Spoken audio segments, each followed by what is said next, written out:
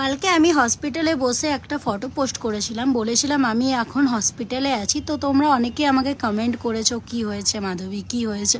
তো আমার কিছু হয়নি, আমার ঠাকুমার শরীরটা খুব খারাপ, তাই ঠাকুমাকে নিয়ে যাচ্ছিলাম হসপিটালে ভর্তি করতে। তো এখানে আমি বাসের জন্য ওয়েট করে আছি, বাস কখন আসবে, তারপরে বাসে করে চেপে চলে যাব। তো বাস চলে এসছে, বাসের মধ্যে চেপে গেছি, আর আমার ঠাকুমা ওই যে সামনে বসেছে। আমি ঠাকুমার পাশে বসতে পারিনি, অন্য একটা লোক বসেছিল। তারপরে লোকটা নেমে গেল, তারপরে আমি ঠাকুমার পাশে বসে গেলাম। তো ঠাকুমা এখানে আমাকে আদর করছে, ঠাকুমাকে আমি জড়িয়ে ধরেছিলাম, হাতটা ধরেছিলাম। ঠাকুমা যে চিন্তা করো না, অত ভাবো না, ঠিক হয়ে যাবে, এগুলো বলছিলাম। ঠাকুমার হাতটা আমি শক্ত করে ধরেছিলাম। খুবই কষ্ট হচ্ছে ঠাকুমাকে আজকে দেখে, সত্যি ঠাকুমা অনেকটাই কান্নাকাটি করছিল। আমি সেলাইন নিতে পারবো না, আমি সেলাইন নিতে পারবো না। আসলে ঠাকুমা হসপিটালে সেলাইন নিতেই পারে না।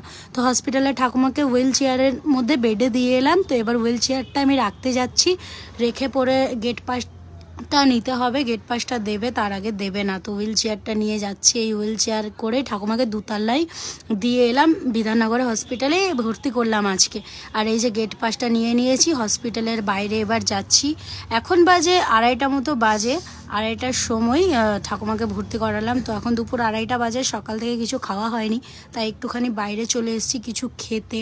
আর হসপিটালের ভিতরে একদমই নেটওয়ার্ক ছিল না, তাই সেরকম খুব একটা ভিডিও আপলোড করতে পারিনি কালকে আমি।